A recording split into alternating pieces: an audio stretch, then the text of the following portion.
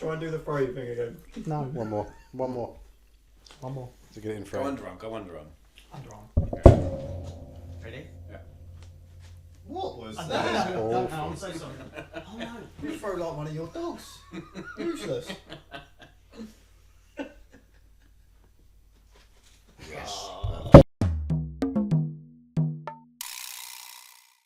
Hello. Bonjour. Evening. Welcome back. How are we all doing? Are we good? Yeah, we're good. Good. Stretched. Amazing. Enjoying life. Good. Good to hear. This week we are going to think about the roles that we play and how they interact or mesh with each other.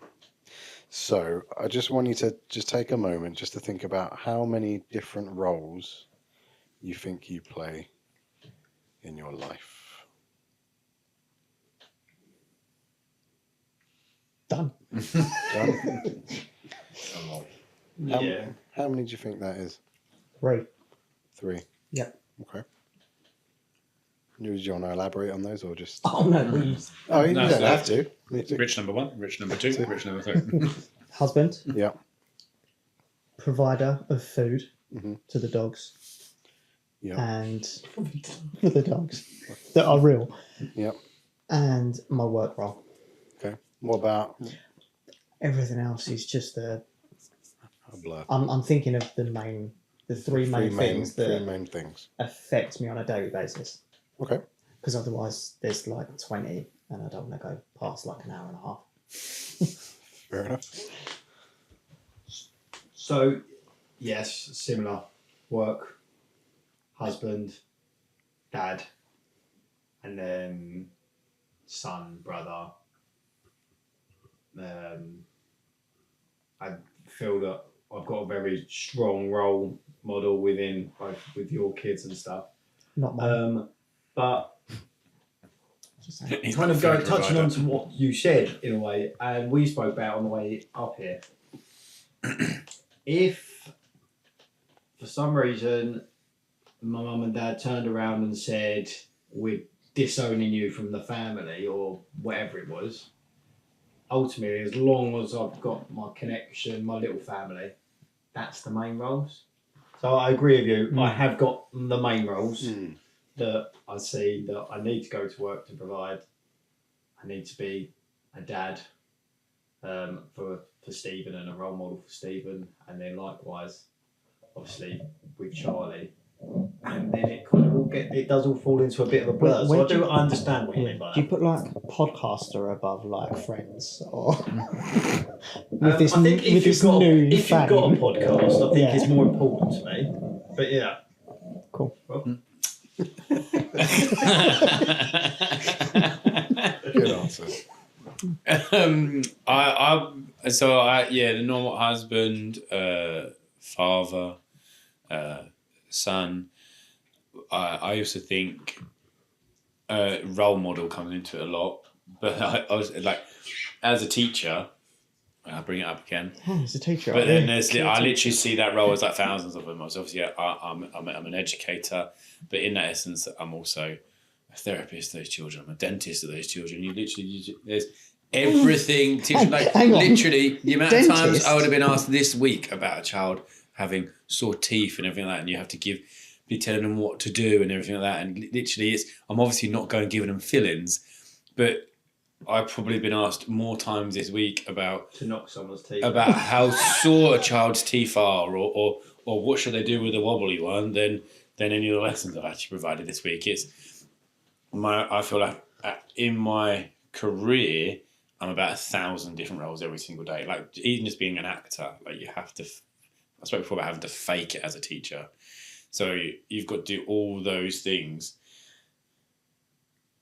as well as just survive the day, and then go home and kind of do those things for your own children as well, and then be a provider of food for the children and be a good husband and things like that. So yeah, I see as my roles as an endless list.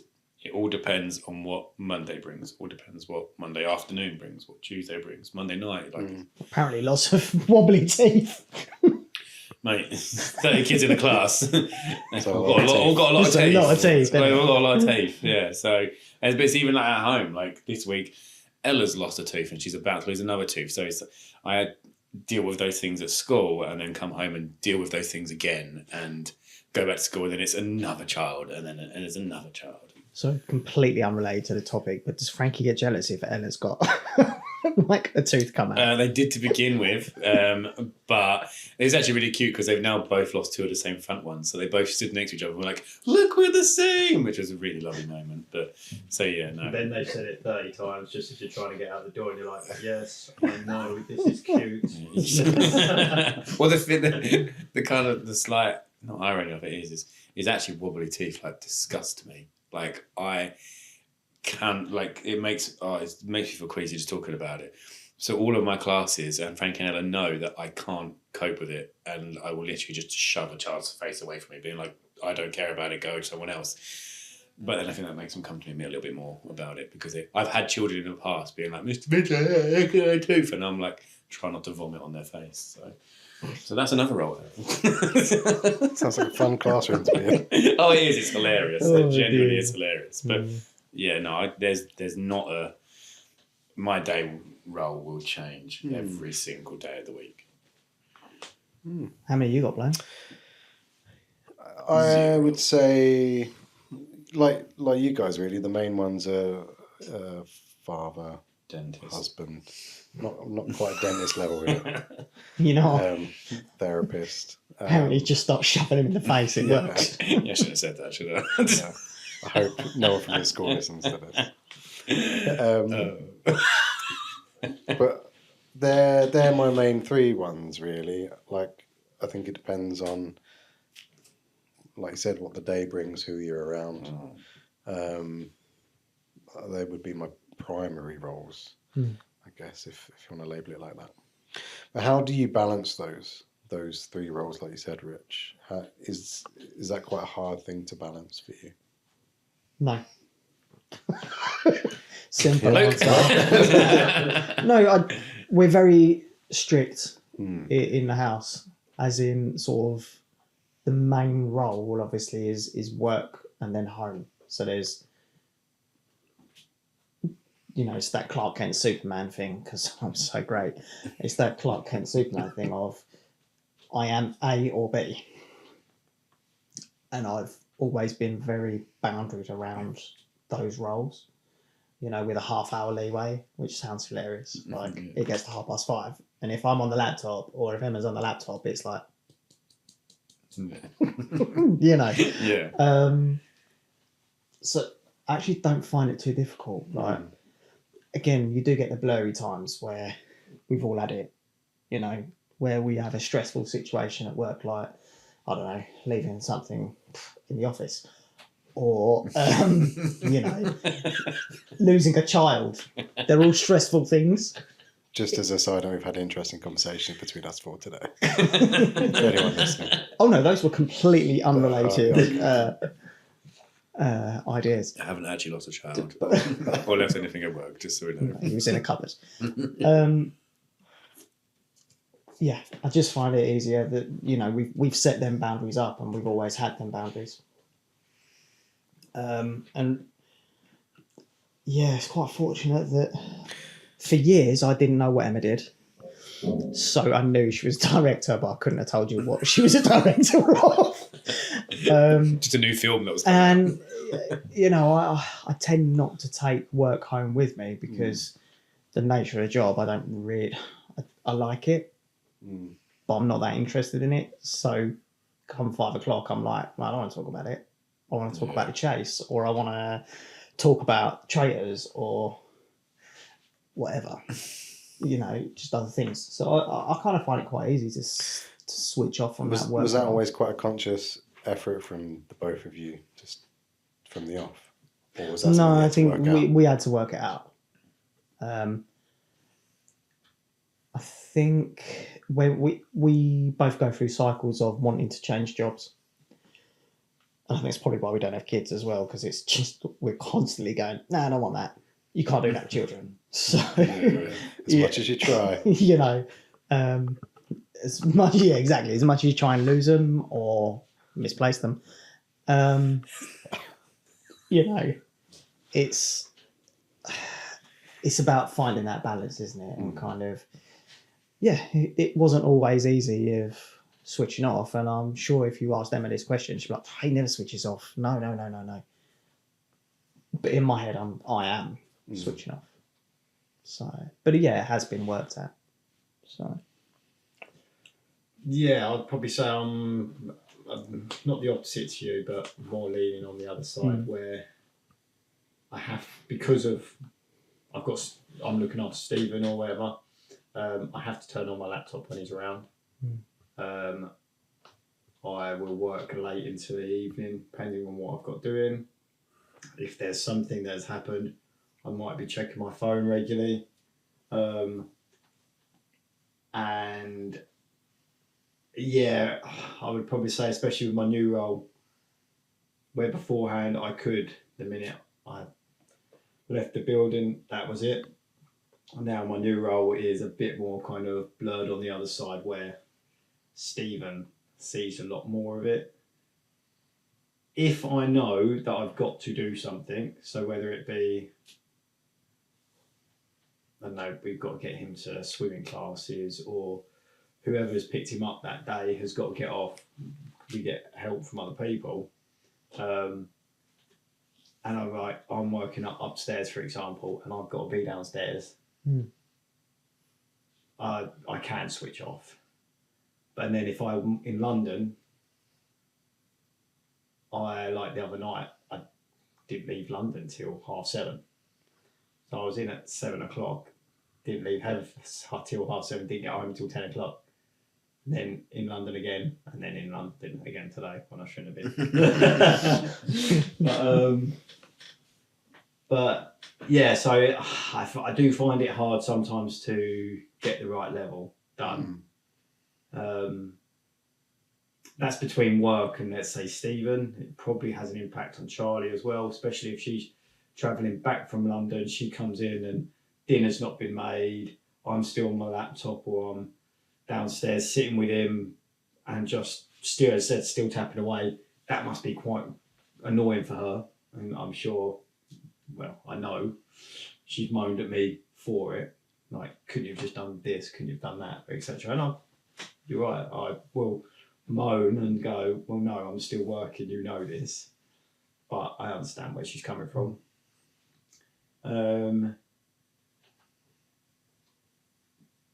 But I never take the emotion from work home. Yeah. Whether I do it the other way around, and I'm sure I do. I'm sure if I spoke to my boss, he'd probably go, yeah, you bring your home life into work, and that sometimes affects it. But the other way around, it's very much, I won't speak to my wife about my work. And it's like a busman's holiday, isn't it? You're both in the same. It's like a busman's holiday if you talk to her about work. In a way, yeah. You know.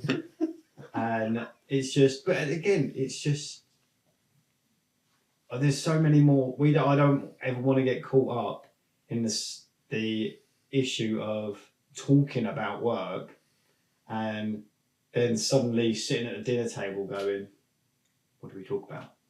How I don't want everyone to lose that connection of being able to talk to Charlie and as a friend, just as much as a partner and a wife. But instead, I've always spoke to her about work. So then suddenly when I change work, or let's say I end up retiring, suddenly realise going, I don't know how to talk to you. You know what I mean? So I'm very much aware of that as well.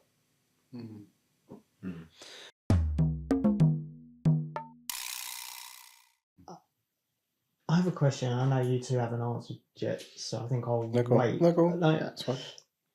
Speaking of roles, and about sort of, are you able to switch off? You work from home at times. I do work from home at times. I know, Rob, you don't, so I'm going to kind of disregard you slightly from this. You definitely work from home, in a sense. When you're in work mode, can you switch off at home from home mode, or So it all depends on the work that I've got going on at the time. Generally, though, if I step into my office, I'm in work mode. And if I step out of my office, I'm making bacon sandwiches. I'm doing anything. Yeah. And it's kind of one of the reasons one why... go-to thing is make a bacon sandwich. To I be leave fair- work, bacon sandwich. To be fair, I think that should be a I problem. went through a phase of, I think I was having avocado, bacon and egg every morning Which is so for about posh. a week, for 2 weeks. Sourdough. Sourdough. Multi-seed sourdough. Do you find, I mean, again, I guess because you've got a separate office, so you've got that, whereas if your office is in the house, it's a little bit more difficult to kind of step across a threshold. Yeah, it's a skill that I learned a long time ago to be able to sort of switch off. When I was working at the college, I made a conscious effort as soon as I stepped out the doors of the college. That was, I left that hat off, put my home hat on, kind of thing. Yeah. This is slightly different here, where this is my home. I feel like I'm relearning that a little bit more now, because especially on the days where Evie and G are at home, I think I spoke about it last time, it's hard to step away from that, going, I'm going to work now, in the garden. That's harder. But as soon as I enter this room, I try and make a conscious effort. Like, I will sit in here 15 minutes before a client turns up and sort of get into that zone where I'm calm, thinking about what I might talk about or whatever. Do you do the same at the end? Yeah, I do. I walk out that door. As I close it, it's a conscious effort. As I close it, take a nice deep breath like that, and just take a moment just to kind of breathe, and then go out the other door, and then I'm into home. And I can leave everything, because the sessions I have obviously can get very heavy. Yeah. It's making sure that this room is the thing that stays heavy. I'm not carrying too much of that back into the house. G might have a slightly different answer to that. And sometimes when I go back in, she might see that weight that I might be carrying a little bit. As I said, some sessions do get quite heavy, or I've got to do a couple of things on the laptop, or answering some emails on my phone, or whatever it is. So those admin-y kind of bits of work I do take back into the house, but it's not, I feel like it's not too often. She might say something completely different. But no, I mean, I guess you can answer that question, because I know, obviously, teaching. I'd say I could certainly work from home. You can, because of, in my family, I do have a teacher. Yeah. So yeah. I know it's not just the 9 to 3. I know what you mean. I kind of just want to ask about lockdown as well, because obviously that was like, for you, where those... See, lockdown's a difficult one for me, because it was... I know it was a long time ago. No, but it was different for me, because that was obviously when I had Frank and Ella was really quite poorly. So lockdown for us, the school was very much with me you're entirely staying at home, and you've got 2 young children and one is quite poorly, so you're going to do a fair bit of work online, but it isn't actually that much. So I'm not necessarily the teacher to ask about lockdown. I know some teachers who were in all day, every day, and they were teaching 12 children in the classroom whilst also teaching 17 online and having to do it physically and online. And whilst me, I was very much like, I've got I can't remember what the word was, when you had a vulnerable person at home. I was like, so I've got to be away from it, and they are needing an additional adult at home. So lockdown was fine for me, to be honest. The work-life balance was actually really straightforward. But I do know some teachers who are like, that's the worst period of their life, because they just had to do absolutely everything, but it was online and in person. And what do you find now is hard because obviously there's always that thing about teachers of.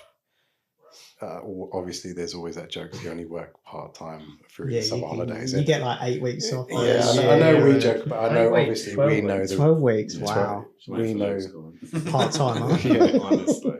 But- It's enraging, honestly, because you can't really describe how much a teacher does. As I said, like with the amount of roles I do, and then even when people are being like, "What, you act like a dentist?" It's like, yeah, as much as I have to teach a child to read, to write, to calculate, to describe historical events, to describe how the earth changes weather-wise, and all of these different things, I have to teach them how to emotionally regulate. I have to teach them how to regulate sensory-wise. I have to sort them out when they've got teeth issues. I've got to sort them out if they want to come into school, or sort them out if they don't want even to go home. It's a job which is all-consuming. I've got good at it now through experience. I don't know how many years I've been a teacher now. Ages. When I was training to be a teacher, work-life balance was zero, to be honest.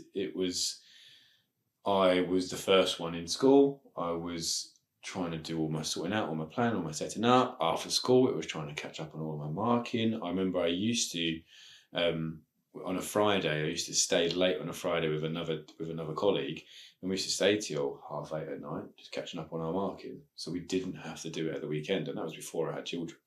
So any chance of having a life at the weekend, I had to stay ridiculously late. And I could only stay late because there was a dance class in the school that was run by someone else. If not, I'd had to have left by 5:30 and had to take it home and sort it out. Now, I work my absolute butt off during the week, so I can essentially do nothing at home.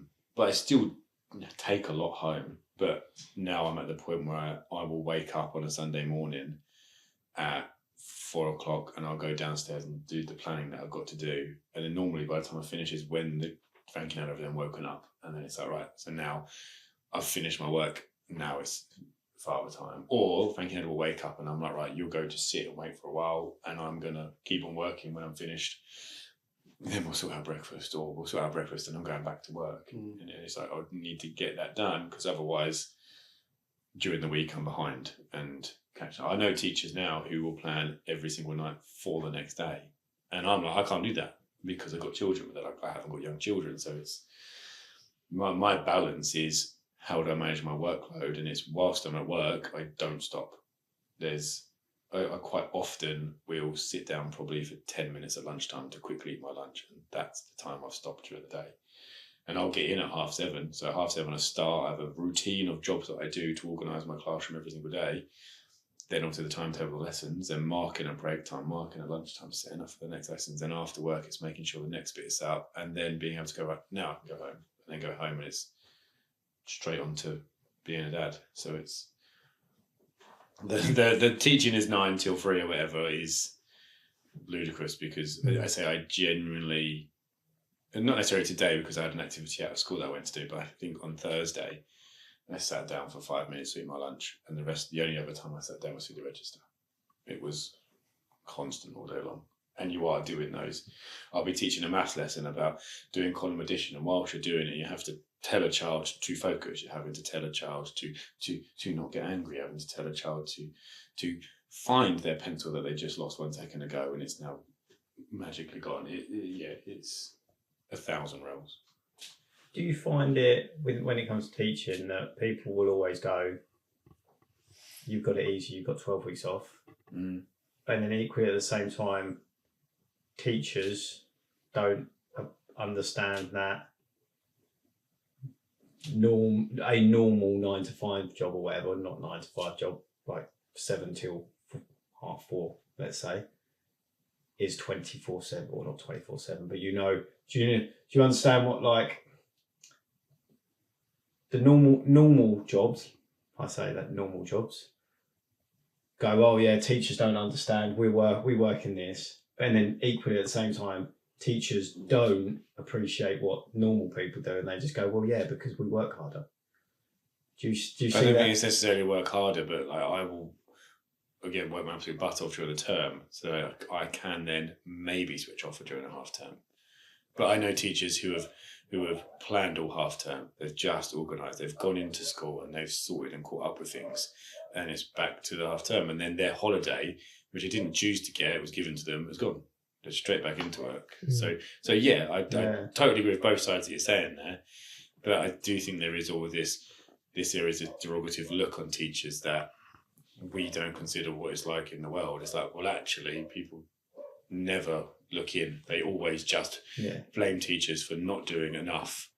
But TAs are being cut constantly. I think Richie said we are expected to do more for less. I've got to get 30 different people to a specific point, which is not unattainable, but you're juggling so much and you're expected to do less. Like, I think they say, like, teaching 30 years ago was they always kind of say, well, why don't teachers give as much as they used to? It's like, well, because the amount the teachers used to give is now just standard expectation. Yeah. So it's what else is there to give? If there's something that you could change in the education system that would potentially improve your role, improve your ability to do your role, what would it be?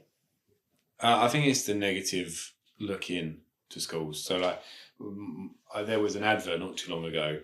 I think it was just a squash advert where, like a Robertson squash advert. With the mum and the kid. Yeah, the mum and the kid. But basically, a teacher had told the parent, like, this child's done something, X, Y, Z, been really quiet, not great today. They go home, the mum pours in the squash, and the mum and kid just laugh about it.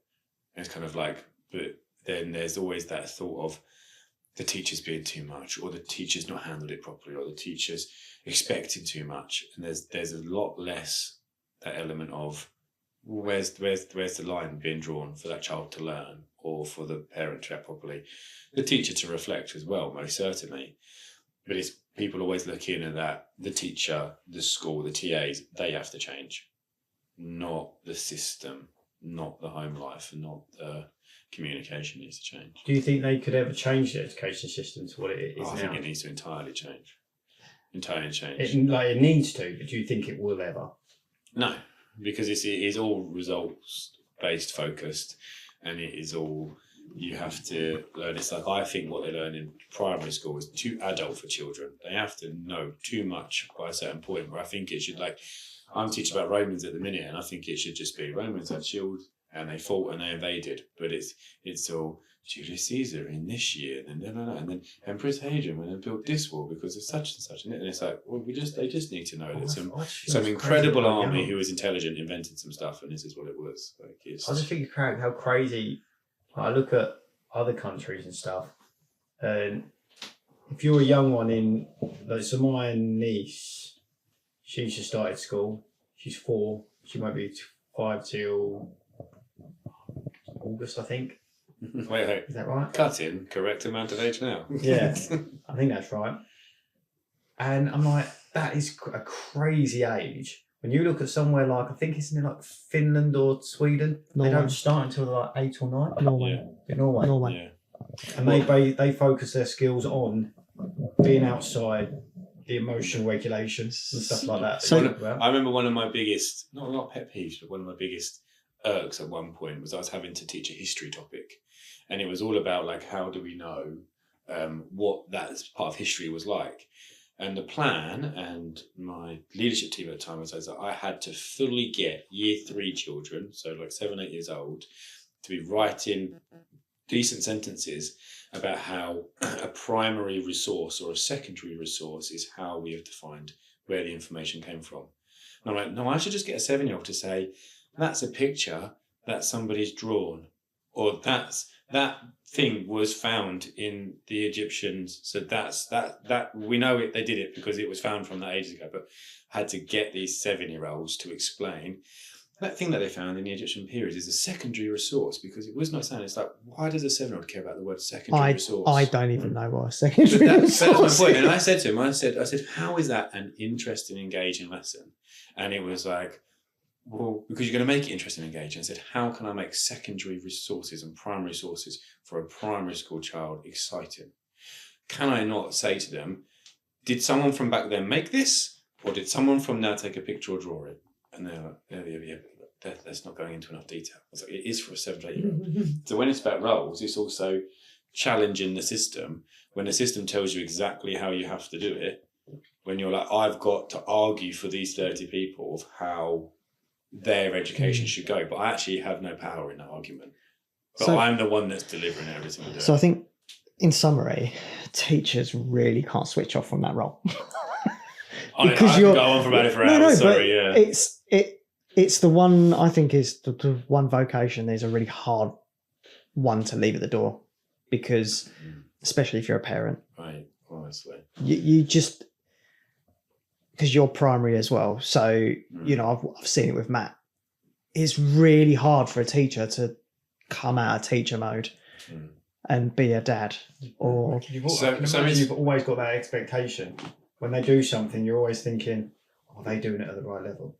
Oh, immense. Or you've Instead also of got just that going, whole "Well point, done." if they're not doing it at the right level, then I feel, and I don't know if necessarily people do look in, but I do feel people kind of go, well, you're a teacher, so how are they not? yeah, why are they still licking the walls, Rob? Yeah, how are they not flying? But I've had it before. I've left work and I've been some of the most overwhelmed I've ever been, and I take that drive home and I'm decompressed. I'm absolutely fine. I open the door and then I get one question. It's like I'm straight back to that point again, because as I said, I can have a child at school having a big problem with a wobbly tooth, drive all the way home, and I've got a child with a big problem with a big wobbly tooth. Now, wobbly tooth is not always necessarily the problem, but it's exactly the same thing. I can have 30 children not listen to me, go home, have 2 more people not listen to me, and it's just a running total of people not listening to me when I give them instructions. And yeah, I can switch off, but then in a nanosecond, it's immediately back to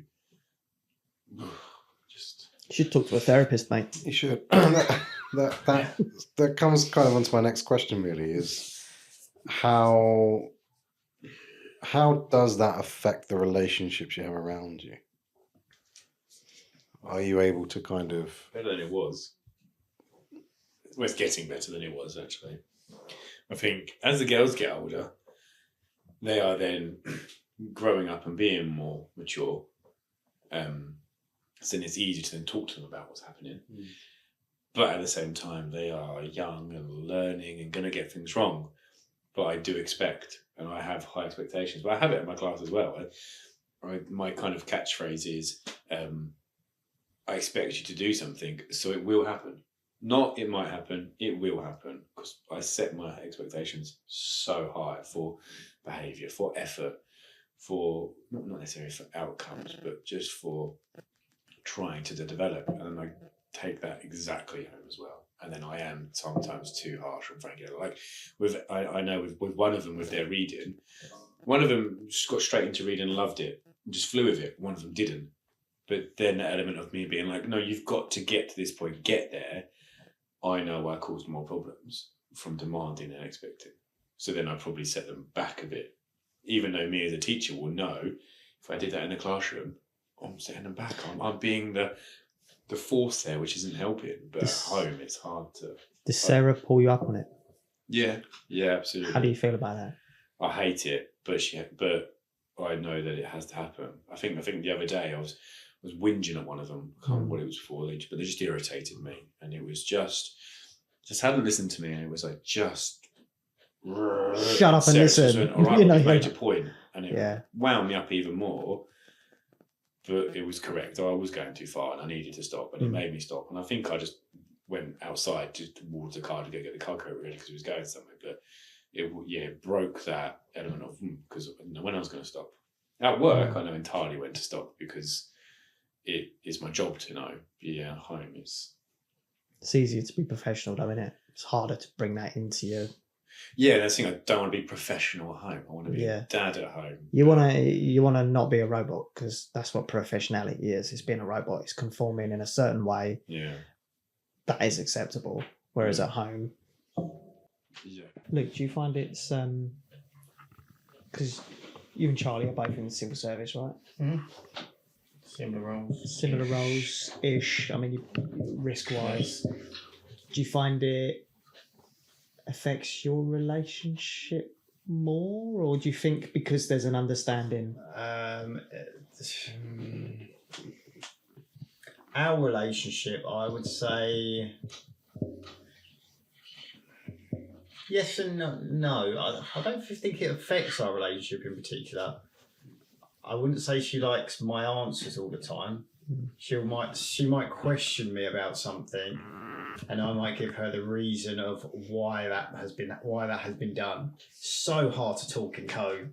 But yeah, she might ask me a question, and I then might explain why something has been done or why something hasn't been done, and it's like what, and it's like very much like standoffish. It's taken a little while for her to realise that she's got into this new role that she's doing. And she kind of understands it a bit more. She understands the legalities of stuff, let's say, of why things are done certain ways. But only, I wouldn't ever say, she's quite chilled as a general. She never used to be. She never used to be very chill. She used to be quite, what's the right words? Not even standoffish. She was just very, it's really hard to describe. Not reluctant. No pressure. Yeah. Ball busting. Yeah. It's a bit of a hard one. Like, she was never just, she wasn't that she was a very relaxed person as a general. However, as she's got better at her job, She's less highly strung. She's now a nightmare now. I'm so Yeah, as glad. she's got better at her job and she's got more confidence at her job, she hears a lot of compliments from like managers, etc. That's really kind of given her a bit of confidence to kind of just come down a little bit. She always had a lot of expectation from herself that she has got to be a certain way, and I think that comes from her dad. Not her dad's expectations, but what her dad done in the role. So now she's kind of making her own presence within her role. I think she's mellowed out a little bit. That's massively passed on to Stephen. You could probably come over our house and he's just so chilled out. Yeah. He's not 100 miles an hour. He wants to beat you up, and without a doubt, he will beat you up. What, me personally, or just No. Yeah. He since that rich? If you walk he in, comes round. He's got a problem with bald people. I think that's what it is. He's like, bald. He must have authority. ripped. Rob had hair earlier. No, you ripped the sides off. Brilliant. But yeah. And it's a question I may have asked you in personal terms as well. And again, we kind of have to talk in code about your job, but does it impact your choice of friendships? Yes. That's always an interesting one for me because I'm like, how am I friends with him? So because, as I said, because I work checks. within the civil service and I see a lot of, well, even you do, to be fair. Yeah. Yeah, you see a lot of different type of people, and you work with a lot of professionals, people that aren't professional at all sorts. It makes you not choose my friendship, but sometimes it makes me. I just have to question how I am around them.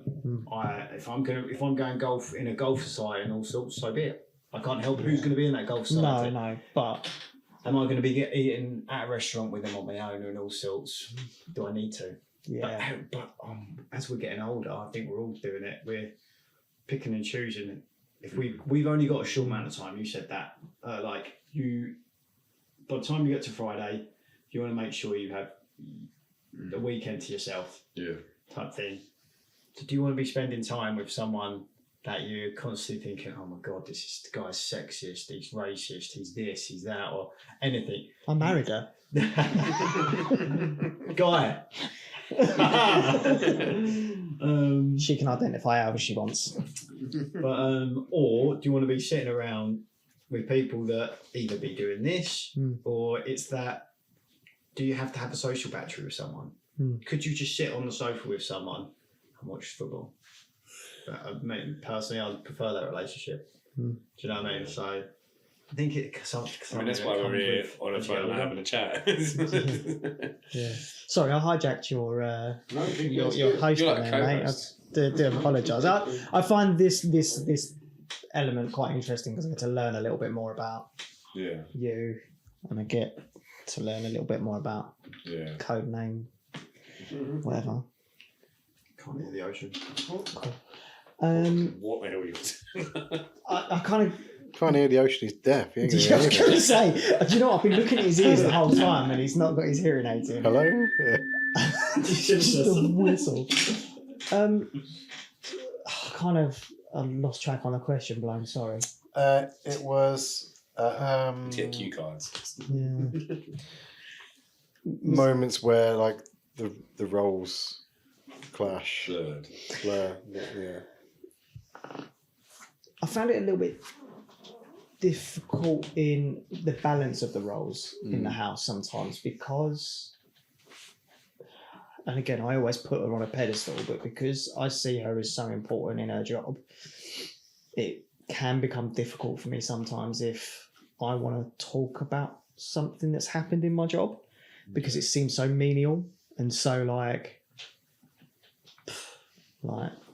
unimportant to this person who's like, it's like I couldn't come to you and talk about my job because I'm like, he's got sort of, such an important job. Me getting someone out like to get their hair cut for the first time in 4 years is like, it's don't get me wrong, I'm not going to poo-poo it, but I'm like, why am I troubling my director wife with that? And I guess that can be a challenge at times. Is she probably doesn't want to hear it, but she also doesn't want me to not tell her about it. He probably does want to hear it. Oh, no, she doesn't. It's the way you tell it. It's the way I tell it, yeah. I need to work on the delivery. Once upon a time. But I guess that's a challenge in the roles of like, yeah. Where do you stand? Yeah, like I know deep down that she will listen, but it's like maybe my hang up around how I fit in that. Possibly. Yeah. Do you ever see any? I'm trying to think of the word. Is it contagious? All of you are forgetting words. Oh, no, maybe. Kind of. It's getting late. Stop sneezing on each other. Is there any kind of?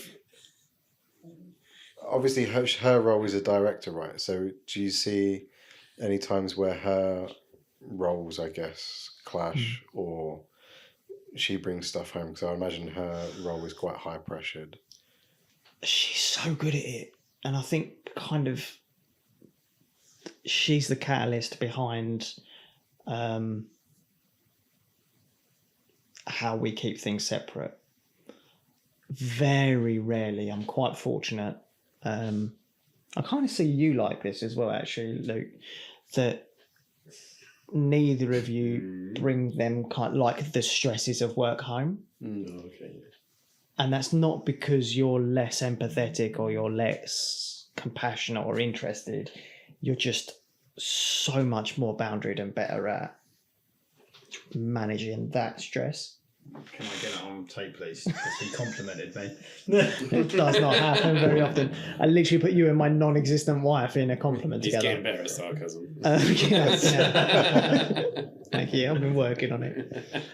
No, I just think she's much better at it, Blaine, to be fair. I think she's yes, there are times, and she'll openly say, and I kind of probably haven't acknowledged it as much, and I probably should be a bit better at it, when she says, oh, I was a bit of a bitch then. And like 9 times out of 10, I'm like, that's all right.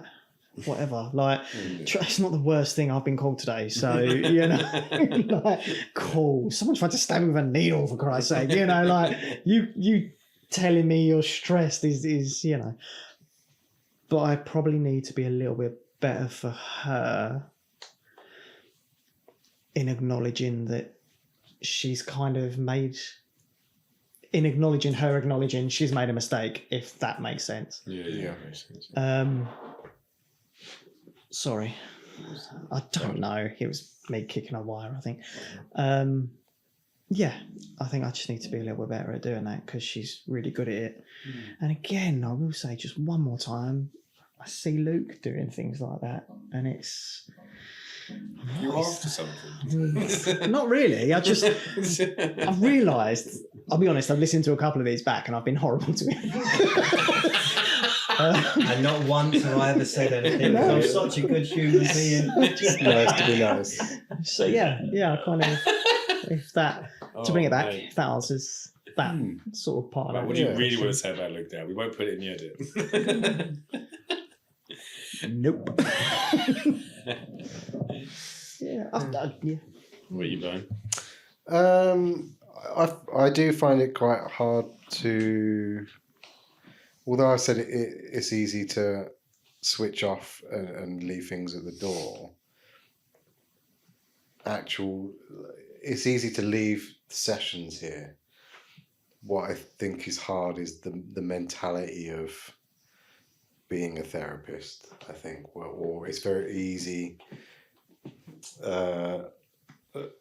Or really, it's easier to switch on in a home sense. So me and G will have we'll have lots of different conversations about lots of different things, and it's quite easy for me to slip into that therapist role and ask the questions. Not just with G, How mate. did that feel? Like, okay. Sorry. G and Mac. Yeah, it is. I mean, no, I've had conversations with all three of you like deeply, and I guess that's just what I'm like. But I don't. But I think that's part of me. Yes, it's my role, but I think me as a person and me as a therapist, I don't think there's much of a line there. They're Really. very subtle nuances. I can imagine it is super hard. I think it's got bigger as you've grown up. Younger, I think you was a therapist already, kind of thing, and that was in you. I think again we touched on it in a previous episode where you have got better at engaging rather than just listening. So I think the more you've become a therapist, I think the less you are a therapist every day. That kind of makes sense. The better the therapist, or the more experienced the therapist, the better the friend. Almost. And not that you were a bad friend, but... Well, we'll see. No, yeah. He's always been good to me. I do remember a few conversations where I think there was a lot of you listening and doing that. How does it make you feel? And then I think as we've got up, as we've grown up, I think back to a year ago when I was struggling quite a lot. That wasn't what you did to me. It was more of that friend being like, "Are you all right?" kind of thing. So I think yes, there is a fine line between you as a therapist and you as a person, but I do think it has got so much bigger as you've grown with experience. You're more Thank forthcoming with the hugs rather than the... Also, you're just a knob. I joke. Wow. See, I'm nice to you. Hey, that was very complimentary. I can probably go with what Rob said there. I know, in particular, when we were younger, I would overtly not say stuff to you, knowing that you would go... I didn't say that. Wow. No, knowing that you would go... It would be the therapist mode on and all sorts. And I was very conscious of that because one of the reasons why I've not seen a therapist, I don't like the idea that you don't know nothing about them, but they know everything about you. Okay, yeah. And as a friend, I'd always struggled that you never used to really open up. And it was always very much a let's listen. And then you never really knew much about yourself. But over time, as you said, probably as you've done your counselling and, well, hypnotherapy is more recent, you as a friend have realised that you need to have them boundaries as well. Yeah. So I think you have opened up, which has then made me open up, which then you've done your counselling on me without me realising. So in theory, what I'm trying to say is I should have ignored that and just done it in the first place. No. But no, I think what you've done is, I think it must be so hard to jump in between and not go, oh, why is that person thinking that? How can I? Because ultimately, the reason you're a counsellor is because you are wanting to help people and you want to be a better person for them, that person, etc. So whether it be G or Evie, or whether it be Ella or Frankie, it must be just so hard to go, right, how can I help them? I do think people's personalities do define the role they are. Like, I think your personality is perfect for being a therapist. I think my personality is really good for being a teacher. And a dentist. What is that? What is that? Dentist. It's a bit weird. Okay, just it. That's just it. Yeah. I think not being good at one thing, just being all right at a lot of things. Jack of Jack of all trades. You'll be a teacher. But I think I see people coming into teaching or people who are already in teaching, and I'm like, how are you here? Like, you are just not made for this kind of thing. And I think that's where you were made to be a therapist, and your good personality makes you then a good therapist kind of thing. And then as you've grown up, you've done it. I'd like to think my personality makes me a good teacher. I get good feedback for it. I'm not the most intellectual teacher out there, and I can't necessarily be like... That's why you do primary. Oh my God, yeah. Oh, mate. Sorry. I'm going to glass him. That's the worst thing other than, you won't know until 3. Bastard. Oh, what'd you do? Tie shoelaces and count to 10. Sorry. That's one of the roles I do, yes. You won't get to 10, it'll be a half term. Yeah. So, I nearly just dropped the sleep on there. in fairness, though, Rob, Drew the line for the podcast. in fairness, mate, I do have a complete respect for teachers. And that's not me being Secondary. like... What's the next question? Let's go back to anger. That is not me being condescending. Like, I genuinely, I joke about teachers because we have one in the family. Yeah. He's part-time as well. What do you mean as well? I'm not part-time. No, you know. No, so no. enough, Just mate. going back to what you're saying, though, I think you're spot on with that, because I think your personality is fit for teaching because you're engaging as a person, and you know how to engage kids. And I think you're very good at you're very good with Evie. You're very good with Stephen. You're even good with me. You're even good with Rich. You know how to get on to the lowest. Yeah, you know how to get, but you do. You know how to get on that level where you can get a child excited into learning something and now he's playing golf. And I did not teach him any of that. And I can count to 7. I think it's hard when we say about the roles, having to engage so many different people every day, and you have to do it in not 30 different ways. You have to do it in 100 different ways, or even actually, to be honest, we was always talking about masculinity earlier on. Being the element of engaging, trying to think about another person's way of how do I need to change myself to listen or engage that person. I have to be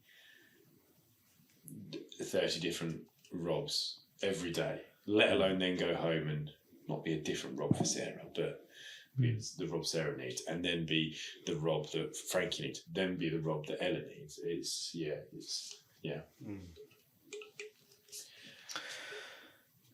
So I'm going to come on to the last question. Is there anything that you're taking away from this conversation? Yeah, that I hate jokes about how teachers part-time. Well, I knew that anyway. I'm just jealous that I didn't pick a career in teaching. All that time I've had I've 16 weeks off. Instead of trying to be a civil servant. We've got 29 days. I'm going to just have to change the filter on the camera because you're getting redder and redder. It's all right. I've got 12 weeks off of you and hair, so... I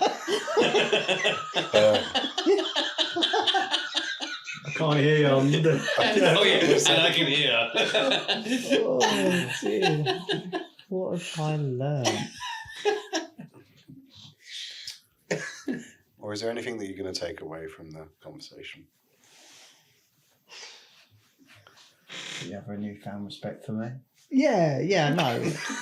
I always had respect for you. I just never verbalised it. Let's go back to those days. Yeah. This is weird. Yeah, I don't like it. This is what this podcast done to me. It's broke me. I suppose mine actually is the element of our personalities. They are defining what our careers are, and then how we treat our wives or our children or our dogs. Our personalities are very... Obviously, they drive who we are as people, but our lives are being moulded by them. Our careers are the way we handle situations, the way we talk to people, the way we listen to them. I think, again, we're all very similar in those personality traits, and I think we are all 4 very good, caring men. But we juggle those roles with challenges, but we juggle them well for the thought of others as well as ourselves. Just finish there. That was good. That should just be the really final good. sentence. Just I'll take that. Yeah. I mean, I Beautiful. contributed really well. You contributed really well. It sounded like Well done, the everyone. end of The Wolf and Owl. The what? Yeah, The Wolf and Owl, when Tom Davies has to do yeah, a deep, meaningful. Oh, their podcast. yeah. The other podcast. The other Yeah, podcast. shout out to The that. other podcast, or this one. Not this I one. ain't heard that one. It's really good. That's really good. Check out. Oh, yeah. Yeah. Don't plug another podcast to that podcast. Any other ones you want to plug while you're here? Heard you're running a marathon. I am for Epilepsy Society. Actually. Yeah, I don't care. Link in the description. What have I learned? Do you know what? I think I've learned that over 39 years, and I've heard what you said about personalities and that driving where we are. 39. Don't look a day over 40. Thanks. After We are rounding up though. after 39 years, I almost dropped a C-bomb then. After 39 years, I haven't found a job to match my personality yet. Oh, okay. Yeah, but I wouldn't say he was like nurse and stuff like that. Like it's. Oh, sorry.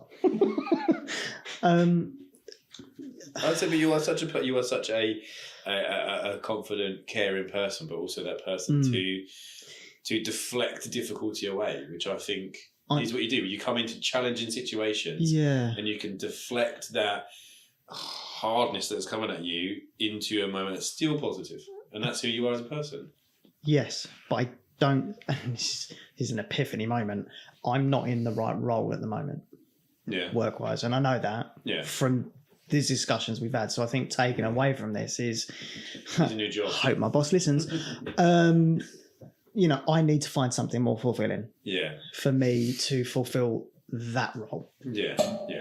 that part of my life. So I think that's what I'll take away from this. But I still want to be employed until I find that role.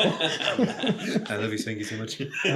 Make sure this goes out in a few months to see No, I if you don't find get put it out right. tomorrow. They're not gonna. They don't like me enough to listen.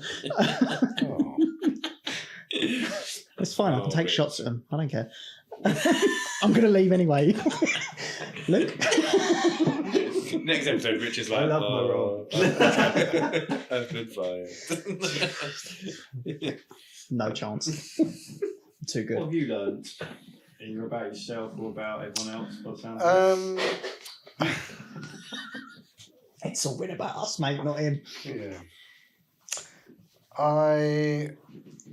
I'm going to take on board your comments. All of The them. ones about him being shit previously and Yeah. now about. No, I didn't think that. No, it's been quite nice to hear. I guess How you've grown. how I've grown as a person. Yeah. And I mean, if a you hadn't, therapist. then we wouldn't be around for this. There's That's a true. reason that I love you so much. Yeah, I love you too, Yeah. and I love you, and I love you. All equally. As you should. Equally, so I came into your life last and you love me as much as these two. Fantastic. You two have been pissed Yeah, poor. but that's like me saying, well, Ella was born last, so I love her less. Like, you was the second twin, so you No, loved less? I was the first. You was first, oh, okay. We could definitely edit that. Oh, no. So to clarify, down the camera, Yeah. Ella, I love you less. Sorry, Mike, we hijacked your answer It's again. fine. It's fine. You always do it. It's fine. I've gotten used to it. 5 episodes. And you love it. I love it. No, This 5. is 5. Oh, it's fine. Yeah. You can only play 6 seconds. Is it a copyright? So at this point, Luke decided to play a music clip on his phone. I don't know the copyright laws and all that sort of stuff, so I'm covering my bases by not playing that small little clip. Cheers for that, Luke.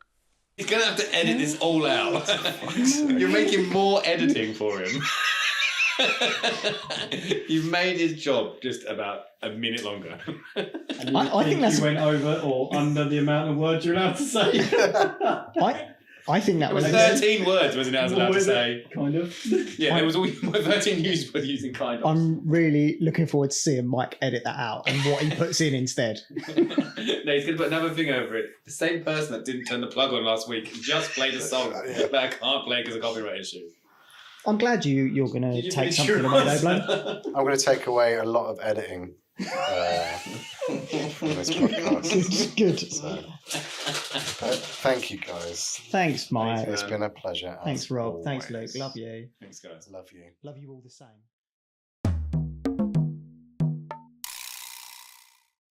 Thanks for listening to Between the Rolls with me, Michael Blown. If you've got any thoughts, feedback, or questions about today's episode, I'd love to hear from you. You can reach me by email at loquicounselling@outlook.com.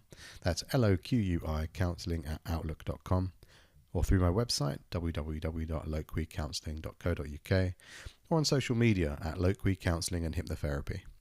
If you've enjoyed the conversation, please like, subscribe, and share it with someone who might relate. Take care of yourselves, and I'll see you next time on Between the Rolls.